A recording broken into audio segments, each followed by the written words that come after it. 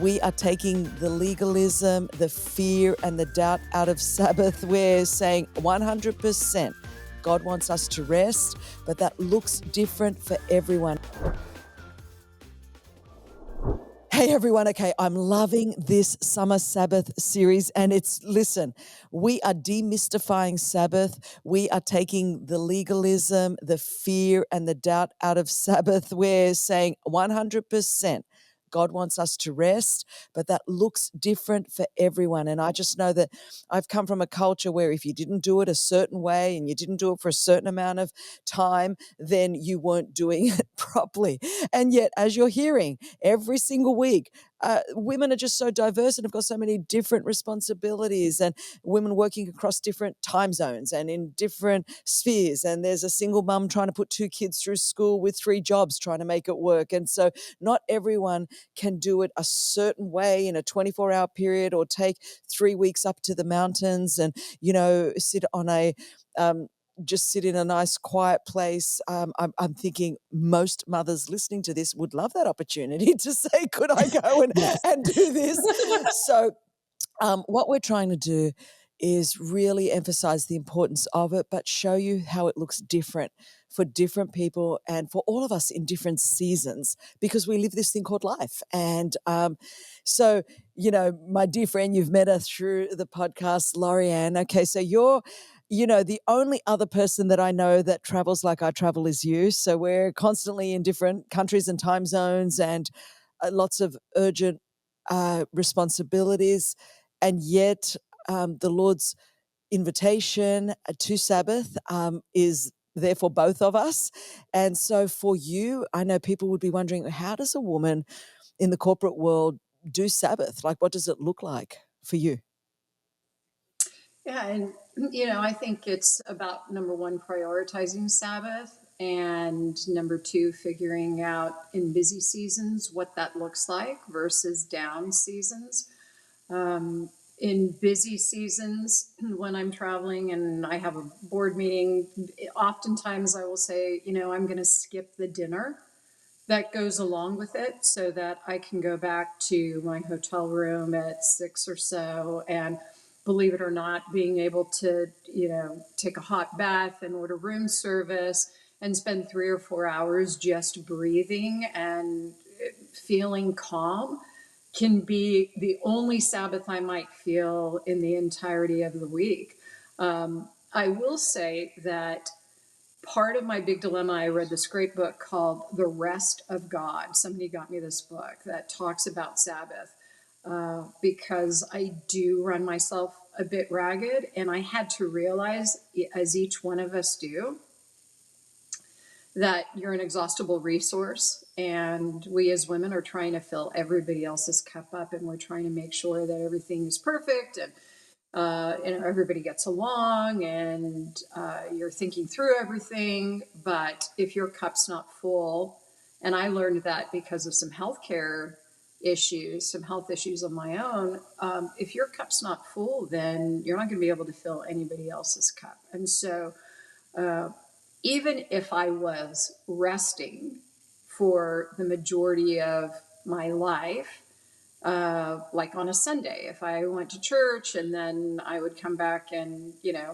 watch a movie or just did Sabbath in the afternoon, I was finding that I was not mentally resting, right? That I was making lists and I was churning about things. I wasn't sleeping well at night. And I had to literally give myself permission to say, it's okay if you don't think through everything right now. In fact, turning that mental engine off was saving my battery, right?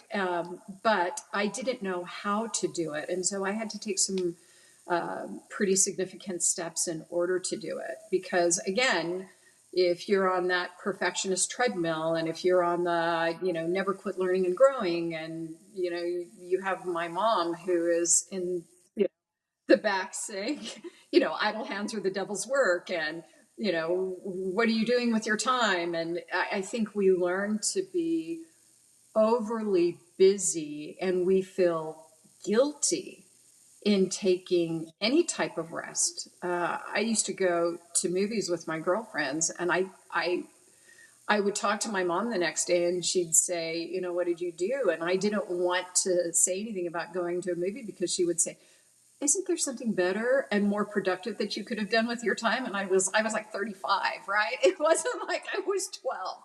But I think that it is hardwired into us to continue to be on that treadmill. So give yourself permission would be the first thing that I would say. And then secondly, be intentional in the way that you take what your Sabbath is. And Sabbath doesn't necessarily mean that you need to be doing this full on Bible study, kumbaya, being holy.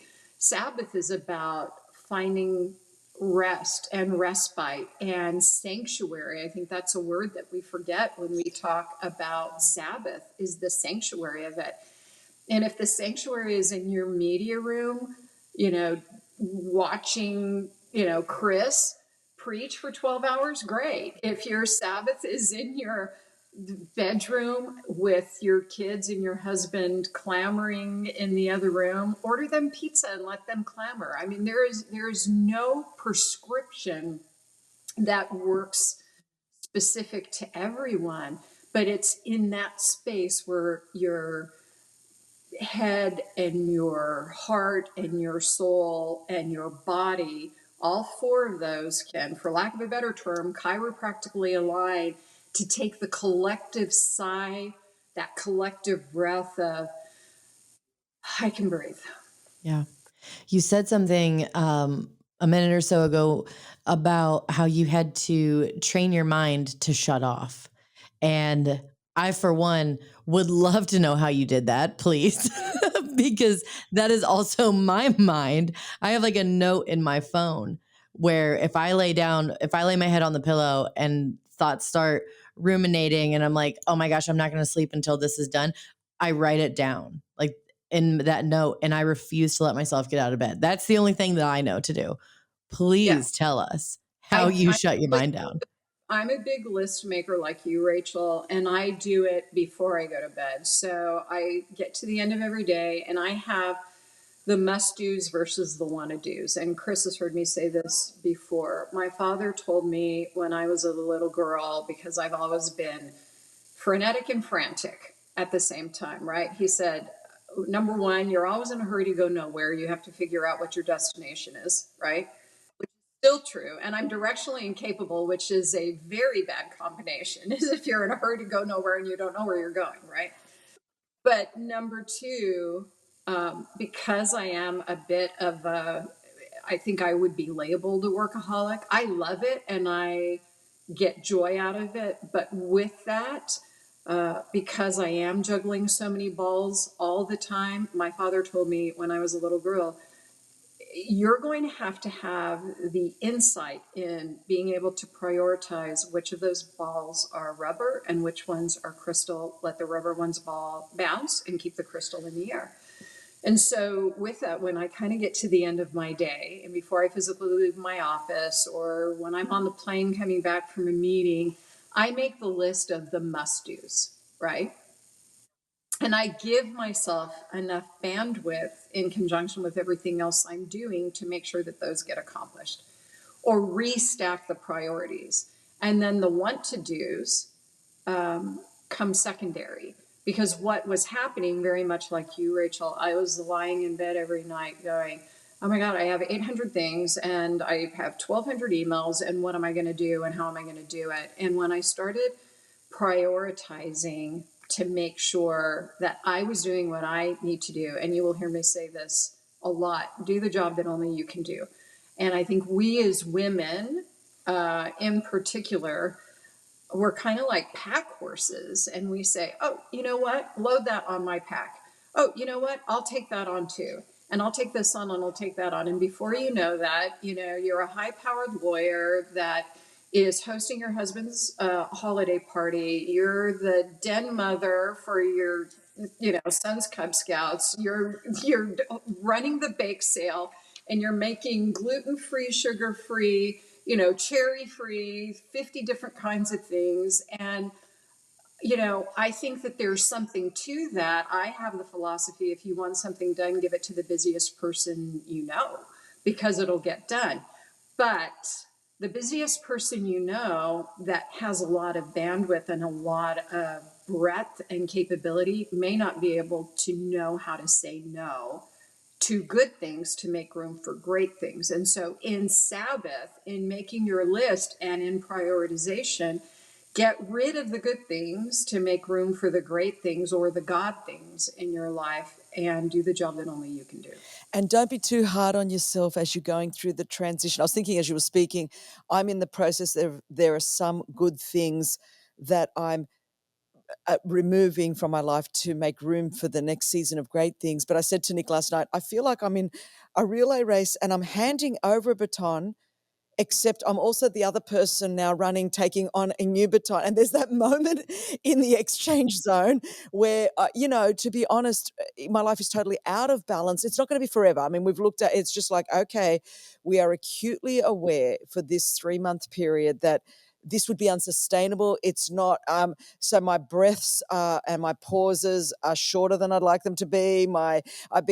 This morning, I've been getting up at even half an hour earlier. So at 4:30, just to find that extra moment to go, okay, I have got to just connect with God, because I'm not normally, because my days at this point are just so programmed with so little margin, and it's only for a short period of time.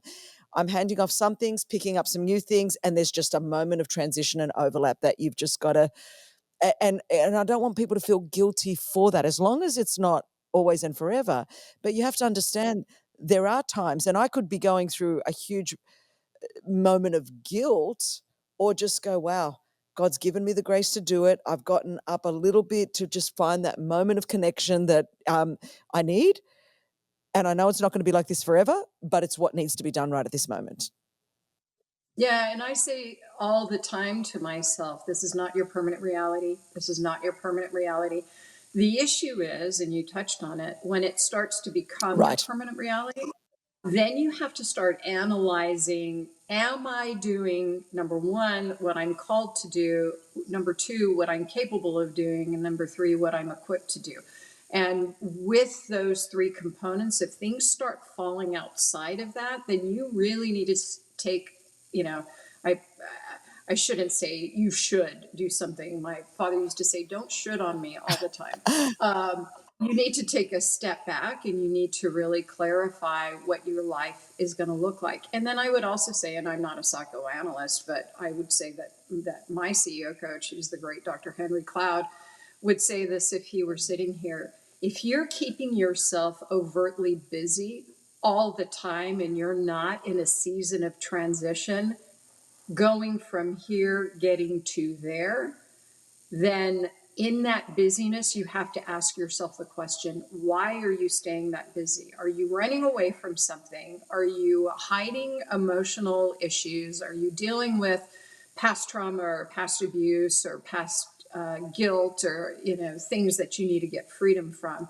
And I will say there was definitely, when I first moved to New York, definitely several years where I was staying busy for the sake of staying busy and taking on things that, frankly, I had no business taking on, to avoid certain relational issues, to avoid some things that I had left behind. And until I went back, and I love your visual, Chris, of the relay, right? The baton passing. I do not believe you can do a great job of passing the baton to your future self unless you deal with the issues of your former self. I just don't. They will resurface. 100%. And that will be the topic of another podcast right there. So, Yeah. I hope that you'll kind of listen and re-listen to this, because we will put stuff in the show notes, but I've got to tell you, there was so much gold, a lot of really unique, distinctive things on this episode. that I haven't heard about how to navigate things when you're a woman in a high level of leadership and just what Sabbath might look like there. Looking at what it is to be called, capable, and equipped, and then perhaps some of the stress is because the season has changed and you need to really look at that. So I've got lots to think about, LoriAnn. Thank you. I love you with all my heart. And for all of our listeners on the Propel Women podcast, I just want to thank you for joining us and cannot wait to see you back here next week. Thank you so much for joining us today.